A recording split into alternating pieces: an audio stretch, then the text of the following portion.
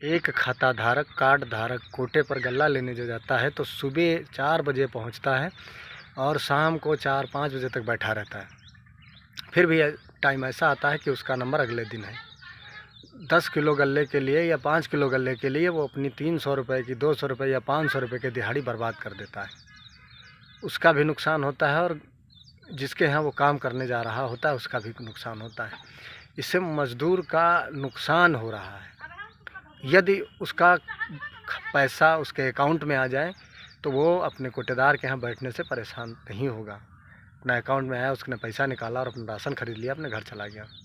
अब इसमें होता क्या, सुबह आज मज़दूर उठता है, अपने काम पर जाता है। रोज़ खाने कमाने वाले के लिए बहुत बड़ी प्रॉब्लम है, बहुत बड़ी समस्या है ये। अब वो सुबह 4 बजे से कोटे पे बैठा हुआ है। अगर सर्दी का मौसम है तो बेचारा बैठा बैठे परेशान, सर्दी में सिसुक रहा है, ठिठुर रहा है। अगर गर्मी का मौसम है तो धूप में बैठा पूरा पूरा दिन परेशान होता रहता है। किसी किसी कोटेदार के यहाँ तो हमने देखा बैठने तक की जगह नहीं है। जो वहाँ कार्ड धारक जाएँ तो जाएँ कहाँ, बैठें कहाँ।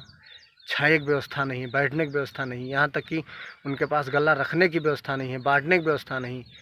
पर्चियाँ कहीं और काट रहे हैं, राशन कार्ड कहीं और जमा हो रहा है, गल्ला कहीं और दे रहे हैं, पैसा लेने वाला कहीं और बैठा है।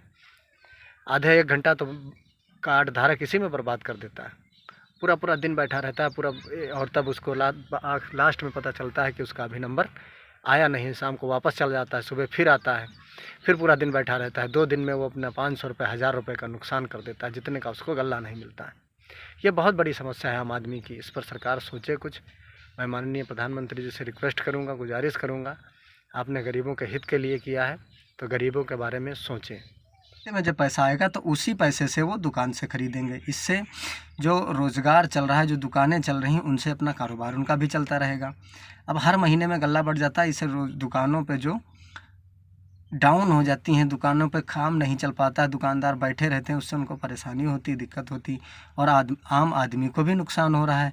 उनका वहाँ से गल्ला आया 10 किलो, 2 यूनिट हैं या 2 बच्चे या 2 मियाँ बीवी, 2 लोग 20 किलो गल्ला आया, उसमें मिला उनको 15 किलो, 18 किलो। इससे गरीब का हक मारा जा रहा है।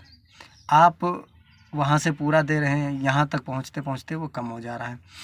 बात वही है, आप महंगा ख़रीद के सस्ता दे रहे हैं तो आप पैसा दे दीजिए डिजिटल। जैसे आप हमारे माननीय प्रधानमंत्री जी ने डिजिटल इंडिया किया है, तो उसके माध्यम से आप हर खाता धारक के खाते में आप पैसे डाल दें। आंगनवाड़ी का गल्ला है, आप हर बच्चे की माँ के खाते में पैसा डाल दें। इससे ये होगा कि उसको जितना उसका हक है वो पूरा हक उसको मिलेगा, कोई उसके हक का दूसरा नहीं खाएगा। अब इसमें नुकसान ये होता है कि लोग सरकार को कोसते हैं। सरकार को इसलिए कोसते हैं क्योंकि जब उनको गल्ला कम मिलता है, अब कोई उनके सुनने वाला तो है नहीं, सुनेगा कौन? क्योंकि कोटेदार, जो छोटे कोटेदार हैं, उनसे ऊपर अधिकारी, उनसे ऊपर अधिकारी, ये सब एक चैन चलती रहती है, उसमें कोई नहीं सुनता। आप अगर शिकायत करेंगे, कोई सुनने वाला नहीं। आपके सामने वो कह देंगे हाँ हाँ ठीक, आपका काम हो जाएगा, बाद में कोई किसी की नहीं सुनता है। तो इससे सरकार पे इल्ज़ाम जाता है, सरकार को दोषी ठहराते, आम आदमी सरकार को दोषी ठहराता है कि इसमें सरकार की कमी है। माननीय हमारे मुख्यमंत्री जी इतने सख्त, तेज तर्रार होने के बावजूद लोग सरकार को दोष दे रहे हैं। तो मैं सरकार से ये कहना चाहूँगा कि आप जिस तरह से स्कॉलर बच्चों के खाते में डिजिटल इंडिया हो गया, उसी हिसाब से खाता धारकों का भी, जो कार्ड धारक, राशन कार्ड धारक हैं, उनका पैसा उनके अकाउंट में आए। आज की डेट में जो रेट चल रही हो, जो जिस रेट पे आम मार्केट में राशन, तेल, साबुन सब मिल रहा हो, उस रेट से उनको मिले। अगर आप लोगों को हमारी बात अच्छी लगी, पसंद आई, अगर आप लोग हमारी बात से सहमत हैं तो इसे आगे लोगों तक पहुंचाएं ताकि लोग जागरूक बने।